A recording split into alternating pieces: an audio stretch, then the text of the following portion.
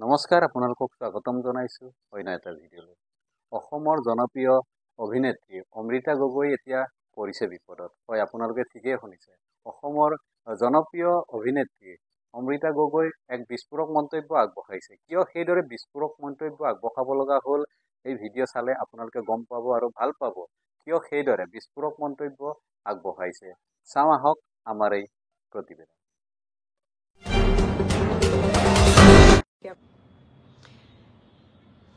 নমস্কাৰ, মই অমৃতা। এটা বিশেষ কথাৰ বাবে আচলতে এই লাইভটো কৰিছোঁ আৰু মই যিহেতু ছাডেন আহিছোঁ লাইভত, গতিকে অকণমান সময় ৰৈ দি মানুহ কোনোবা জইন হোৱালৈকে বাট চাব বিচাৰিম।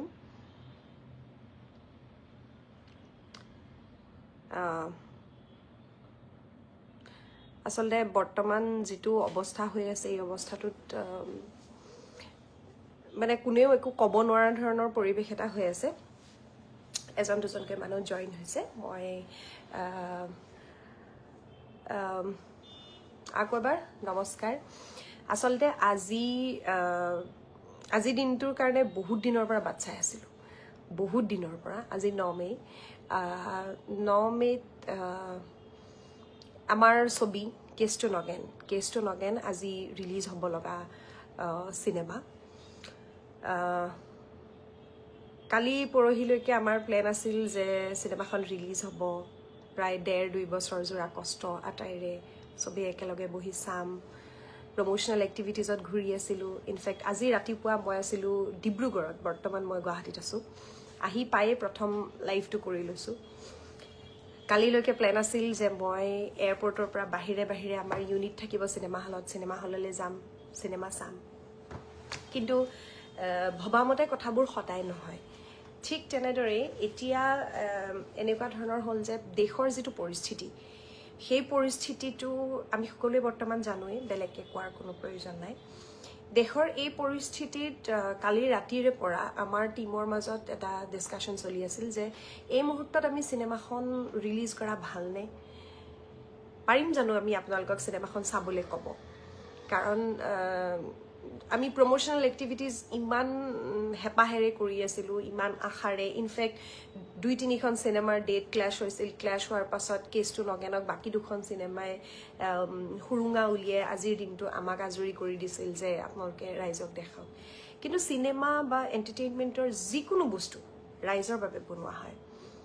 আৰু আমি চিনেমাৰ কৰ্মী বা শিল্পী বুলি নহয়ে বাৰু, মই অভিনেতা বুলি, এই সকলোবোৰ আমি হয়। কিন্তু প্ৰথমে আমি ভাৰতীয় নাগৰিক, আমি দেশ প্ৰথম আমাৰ বাবে সদায়।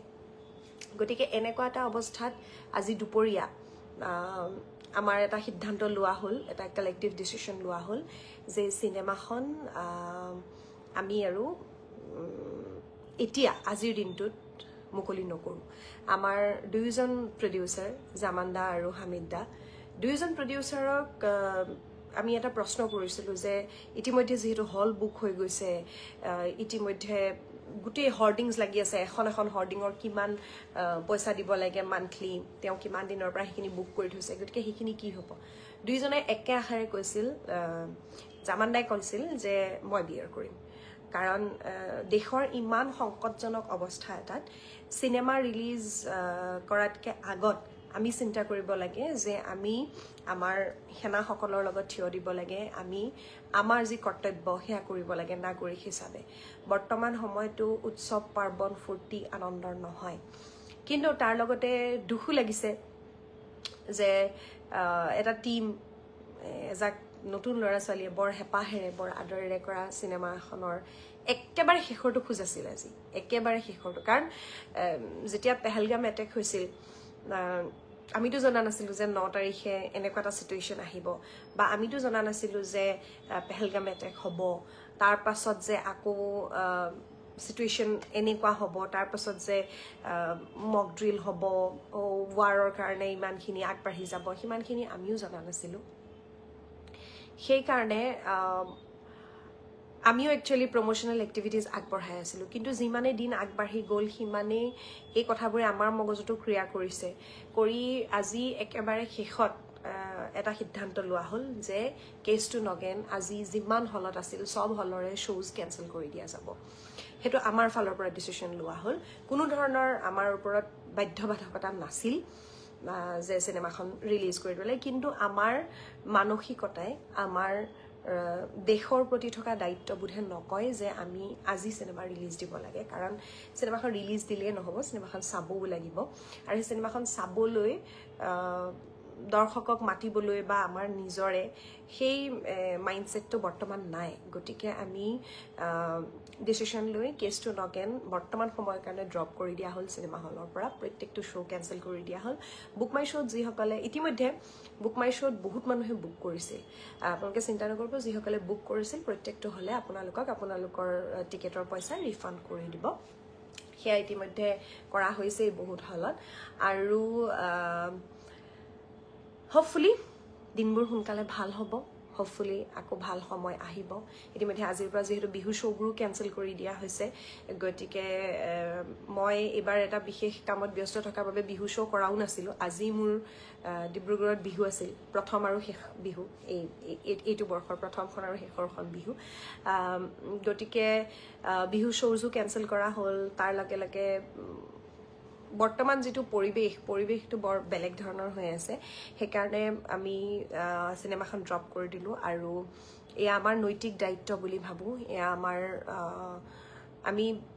আমি চিনেমাখন বনাইছোঁ চিনেমাখনত জড়িত হৈ থকা শিল্পীসকলৰ মানসিক কষ্ট হৈছে কিন্তু একে সময়তে আমাক ভালে ৰাখিবৰ কাৰণে সীমান্তত জোৱানসকল দেশৰ প্ৰতিনিধিসকল তেওঁলোকে অহৰহ যুঁজি আছে গতিকে এই সময়ত সকলো ভাৰতীয়ৰ লগত আমি একত্ৰিত হৈছোঁ ভাল দিন আহিব যেতিয়া ভাল দিন আহিব তেতিয়া কেছ টু নগেন আমাৰ বৰ হেঁপাহৰ বৰ মৰমৰ চিনেমা এই চিনেমাখন আমি আপোনালোকৰ ওচৰলৈ লৈ যাম আৰু স্পেচিয়েলি কেছ টু নগেন চিনেমাখন আচলতে এখন কমেডি আৰু ছাছপেন্সেৰে ভৰা চিনেমা হাঁহিবলৈ এই মুহূৰ্তটোত হয়তো কাৰো মন যোৱা নাই মন খুলি হাঁহিব হয়তো আপোনালোকেও নোৱাৰিব এতিয়া ঘৰতেই হওক বা চিনেমা হলতেই হওক কিন্তু কেছ টু নগেন আমি সাজিছিলোঁ আপোনালোকক হহুৱাবৰ বাবে মনোৰঞ্জন দিবৰ বাবে কিন্তু সেই মনোৰঞ্জন আৰু হাঁহিৰ সময় হয়তো এতিয়া নহয় সেয়েহে আমি যেতিয়া সময় আহিব তেতিয়া কেছ টু নগেন আপোনালোকৰ ওচৰলৈ আকৌ লৈ আহিম বহুতে বাৰু লাইভটো চাই আছে কিন্তু মই নাজানো কিয় ইয়াত কমেণ্টবিলাক অহা নাই কোনোবাই যদি কমেণ্ট কৰিছেও কমেণ্টবিলাক অহা নাই মই সেইকাৰণে দেখা নাই হয়তো ছেটিংছত কিবা ভুলো থাকিব পাৰে মই জাষ্ট গুৱাহাটী আহি পাইছোঁ আৰু আহি পাই পেলাই ভাবিলোঁ যে প্ৰথমেই এটা ভিডিঅ'ৰ জৰিয়তে কৈ লওঁ কাৰণ আমাৰ গোটেই মানুহখিনি যেতিয়া একেলগ হ'ল মই তেতিয়া নাছিলোঁ মই আহি আছিলোঁ আৰু সকলো কুশলে থাকক ভালে থাকক ভাৰতৰ জয় হওক দেশ মাতৃ জয় হওক আৰু আহিব ভাল দিন আহিব আমি সকলোৱে আকৌ হাঁহিম আকৌ একেলগে নাচিম একেলগে গাম একেলগে চিনেমা চাম কিন্তু সেই সুস্থ বাতাবৰণ ঘূৰি নহালৈকে সকলো কুশলে থাকক সকলো ভালে থাকক